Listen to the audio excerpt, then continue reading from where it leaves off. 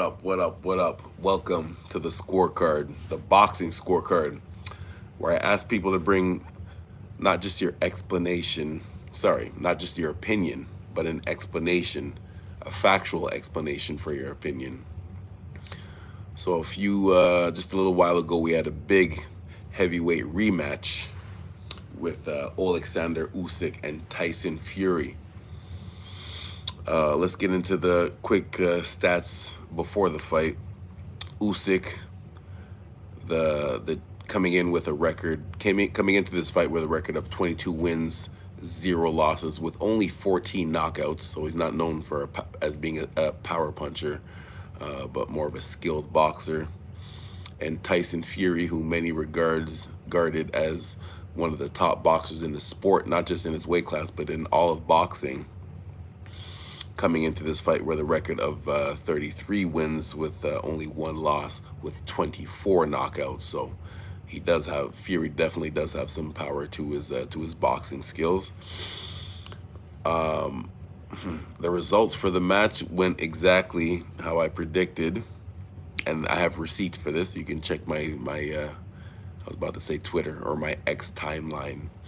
On multiple different times, I predicted Usyk by unanimous decision, and that's exactly what all three judges scored it. All three judges had it the same thing: 116 to 112 for Alexander Usyk. My specific scorecard was I just had one round difference: 115 to 113 for Usyk. All right, let's get into each specific round. Round one. The first 2 rounds I gave to Usyk, specifically because of his landing jabs to the head and to the body. He was coming up top and downstairs, because Tyson Fury's much taller, so he had to mix it up and come down to the body. Tyson Fury had his shorts a little extra high, noticeably high.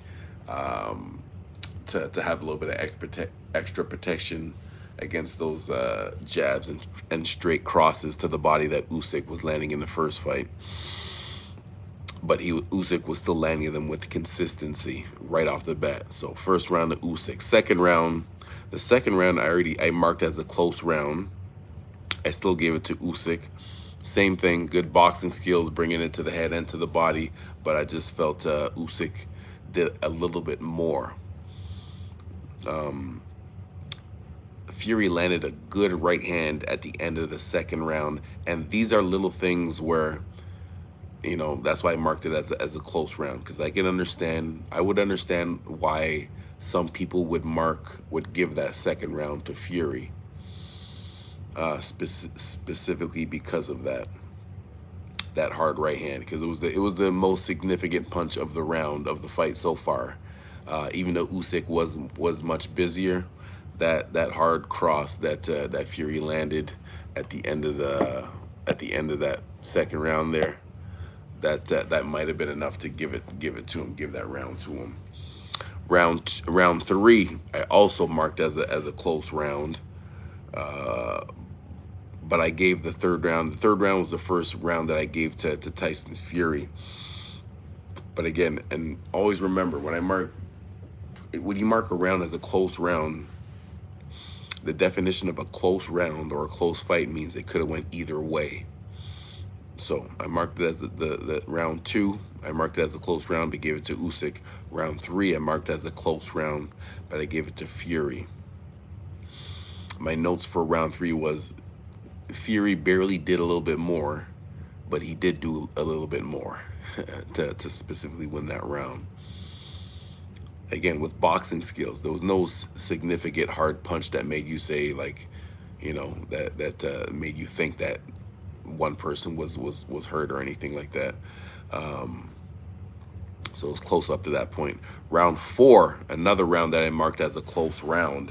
I gave round four to Alexander Usyk. Both of them were landing some good shots, but again, Usyk, I just felt landed more, man. Especially being able to land it, to mix it up to the head and to the body against a taller, longer boxer who see, it's one thing to when you're facing someone that is taller than you, it's not just automatic that just because the person is taller and has a longer limb than you, that they know how to use that to their advantage. This is one of the things that makes Tyson Fury a great boxer, is that he's tall and long and he knows how to use that reach. So we're in a round 4 right now, but yeah, Usyk, that just shows his skills, because as the shorter boxer with shorter arms, it it takes more energy to do the things that you have to do to reach that taller boxer. So that was round 4. Round 5.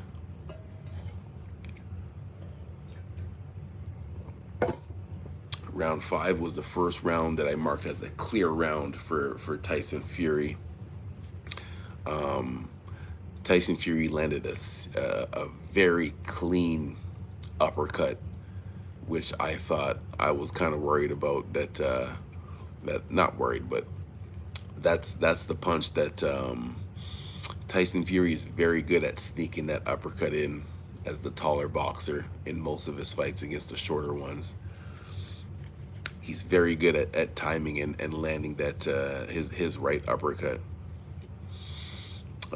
He also, after he landed that uppercut, which clearly affected Usyk for a couple of seconds, he didn't go down, but it clearly affected him. Usyk tried to, Tyson Fury tried to use his size. This was the first time during the fight where he actually tried to use his size to just to wear down Usyk. But it didn't work. It worked for, I can't say how long it worked for, but it didn't look like it affected Usyk too much. The leaning, the way Tyson Fury came into this fight at 280 pounds. This guy's 6'9", 280, and athletic. He doesn't look it. If you look at his body type, he doesn't look athletic, but he is. All right, moving on to round 6. Round 6, Usyk turned it around. I marked round 6 as a clear round for Alexander Usyk. And he actually hurt Tyson Fury in that 6th round. Had Tyson Fury retreating, backing up.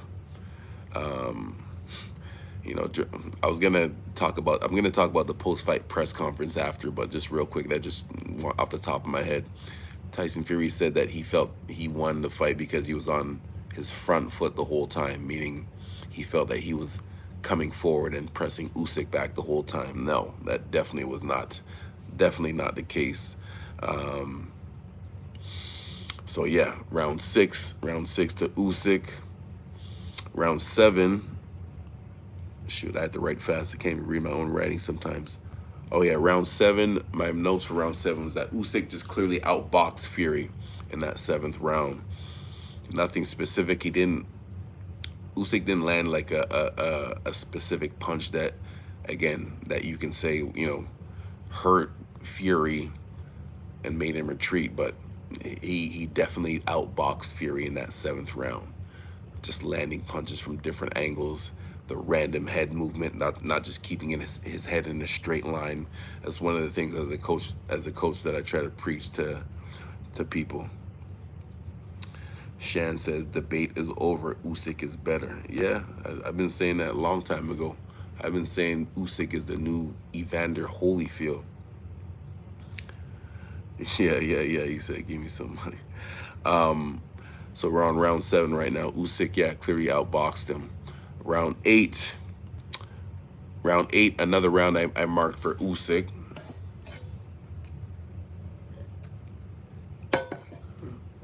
My specific notes for round 8 is that Usyk won that round by boxing and fighting. Because sometimes you have a game plan of, you're gonna box, you're gonna pop some jabs, you're gonna slip, you're gonna step to the side and do this and do that, and then your opponent, they box in a way that forces you to change up or forces you to adapt. Of course you want to box, but sometimes you have to fight. There's a slight difference. In that 8th round, Usyk, he fought and he boxed. very well. So gave that 8th round to Usyk. Round 9, I gave to Tyson Fury. Round 9, my notes for round 9 was Fury. Fury did his thing for most of the round. Usyk came on strong in the last maybe 30 seconds, but I don't just let people steal the round. You know, if sometimes if there's not a lot of action going on, when you hear that signal that there's 10 seconds left in the round, all of a sudden one guy will do a quick flurry just to show that he did more to win that round when it was only the last 10 seconds. So round 9, Fury was doing his thing for most of the round. Usyk came on strong late, but I think it was too late, and I think it was a clear round for Tyson Fury. Round 10, my notes for round 10 was the exact same thing, but it was closer. So Fury did his thing for most of the round, popping some good jabs and having effective aggressiveness. It's not just because you're simply charging forward doesn't mean you're waiting to fight, but that's what you call effective aggressiveness. Specifically that round 10 when Fury was actually coming forward and landing some good shots. Not shots that I can't, again, we're not the ones that are in there taking punches. So just because we don't see the opponent visibly shaken up from a punch doesn't mean that it didn't hurt them. But in round 10, Fury, I believe, outboxed Usyk and landed some good punches that I think affected Usyk. Round 11. My notes for round 11, I gave it to Usyk. My notes was it was clear for Usyk because of his pressure. That's what I think. Every time, this was the number one observation of the fight. Every time that it seemed like Tyson Fury was taking the momentum of the fight, Usyk came right back the next round and said, nah, nah, nah, nah. I still run this. Usyk responded. Every time that Tyson Fury had a little run where it looked like he was about to take over the fight, Usyk had an answer for it. So round 11 was clear for Usyk. And then round 12 I marked as a close round. Round 10 I marked as a close round too, but round 12 I marked as a close round, but I gave it to Fury because that was his last ditch effort. He was trying really hard. And yeah, so I gave that last round to Tyson Fury. And my final scorecard was 115 to 112. All right, a few post-fight notes now. First of all, whoa. This ain't no nail polish, just in case this is a Band-Aid. It kind of looked like it was on my nail. When it comes to the stats for the fight, Alexander Usyk threw 423 punches. Tyson Fury threw 509 punches. Landed, that was the number thrown. The number landed, Usyk landed 179 punches. Tyson Fury landed 144. That percentage difference, Usyk was landing at a 42% rate, and Tyson Fury was landing at a 28% rate. So 42 to 28%. That's why in it was a close fight, but it was a close fight watching it, but you can see by the numbers and just keeping a keen eye, a sharp eye, you would see that Usyk pulled it out. What other notes I got here? In a post-fight press conference, see Tyson Fury, this guy, I'm not sure if he was just talking off of emotions, but he said that he felt he won both fights. Again, I can't get mad at the first one because it was close. So I wouldn't have been mad if the first fight was given to Fury, but it was given to Usyk. This second match here, I scored this one, and like I said, I scored it every round separately, and I gave it to Usyk. Tyson Fury said that he was in the post-fight press conference. Tyson Fury was trying to say he was on the front foot the whole time, meaning he was coming forward the whole time. No, sir, you were not coming forward the whole time. There was plenty of times during that match that you were on retreat mode. So, yeah, I'm not sure why he was lying to himself. But sometimes boxers, their pride, their pride won't let them admit when they're wrong. And then the promoters see, and this is the reason why I encourage people to score the fights. There's plenty of boxing apps that you can use on your phone or just simply writing it down. Frank Warren, Tyson Fury's promoter, at the post-fight press conference, they asked him because he, right after the fight, he was in the ring saying, "Oh, this is garbage." The judges, this, that. They didn't give Fury 0 rounds out of the last 7 or something like that. So at the post-fight press conference, one of the reporters asked Tyson Fury's reporter, "So, which rounds after the 5th round did you give to Tyson Fury?" And his response was, "Whoa, I gave at least 4 of them." What do you mean at least 4 of them? Which 4 exactly? Country, you saying Fury got robbed. What is your scorecard? This is what I'm talking about, man. What is your scorecard? How I if you can tell me what your scorecard, what rounds did you give to Fury? What rounds did you give to Usyk? Because it wasn't just a clear unanimous win for either fighter. If you didn't score it, you can't have an honest opinion on who you thought won. So yeah.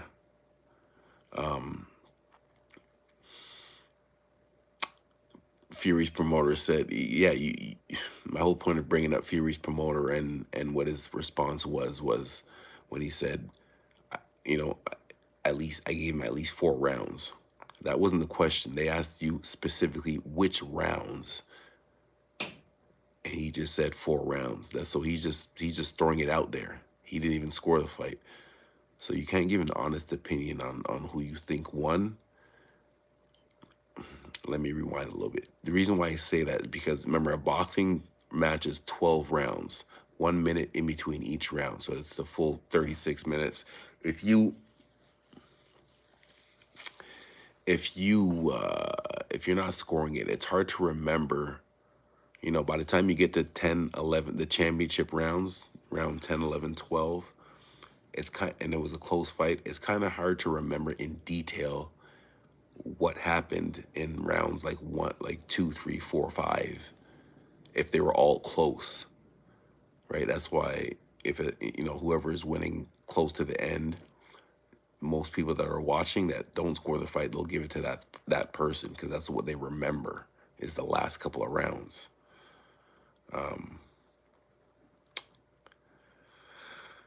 Usyk won and will win again. Russia is doing fine. Yeah, well, I don't know what you're talking about there, but so yeah, there you have it.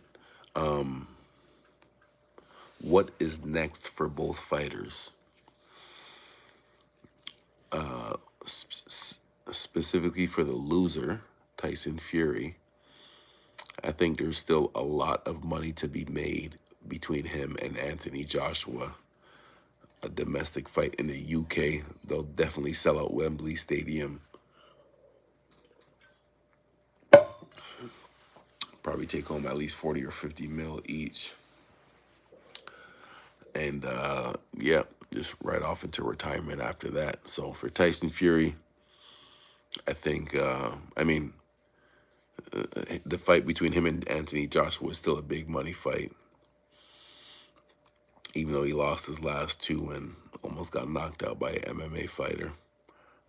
His value is still up there over in the UK. So a fight between him and Anthony Joshua would still generate a lot of money. So that's what I believe is next for Tyson Fury. What is next for Alexander Usyk? And at the same time, both these guys are a little bit older, man. These guys are both almost 40 years old. I believe Usyk is 39 years old and Tyson Fury might be 36, right? So as you get older as an athlete, I mean, you still maintain your man strength, but it's it's the reflexes and reaction time that are a lot different. So it's going to be interesting to see how both of these guys continue their career. Usyk, Daniel Dubois. Oh, that's the other thing I want to talk about. You know, one thing I think is very disrespectful in the sport of boxing, and I don't understand why they let promoters do this, is when a fighter, the winner, is doing his post-fight interview in the ring, and then someone from a boxer from the crowd steps in the ring and just grabs the mic and starts yelling. I think that's very disrespectful. Like, if you want to call some out, at least do it at the post fight press conference, not in the ring, man. Because let the winner have that moment in the ring. If you're if a spectator, you might not understand this, but if anyone who's competed before, you understand that moment when you get your hand raised and all those thoughts go through your head of all the sacrifices that you had to make, of not hanging out with your friends, you not being able to hang out with your family because you're going to bed early, or not eating at the same time, all the sacrifices that you had to make, all that makes it worth it. And you think about all that stuff when you get your hand raised, and and it's a very, a great feeling. And for someone to just come in and steal that moment for their own personal reasons, yeah, I'm not a big fan of that. Again, at the post-fight press conference, that's where I think that's, if you want to go call out the boxer to fight you next, do that then, but not right inside the ring, like literally like 1 minute after the announcer calls who's the winner, and then you take away their moment. This is the second time that people are messing with Usyk. Anthony Joshua did the same thing after Usyk beat him the second time. Usyk's trying to have his moment in the ring. Anthony Joshua just grabs the microphone and starts babbling on and making excuses. Yeah, anyways, I think it's disrespectful when boxers do that, so I hope it stops. It was pretty obvious that everyone that was involved with the promotion was hoping Tyson Fury won to make the fight with Anthony Joshua even bigger.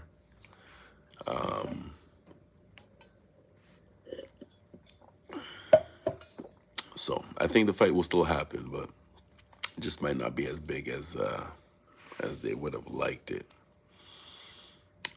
What other notes do I have here? I think that is it. That is it. All right.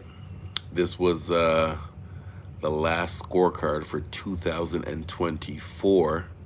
Usually I'm in the boxing gym doing these, but it was getting kind of late, so I came home to do it. But I appreciate for all you guys for liking and subscribing to the channel.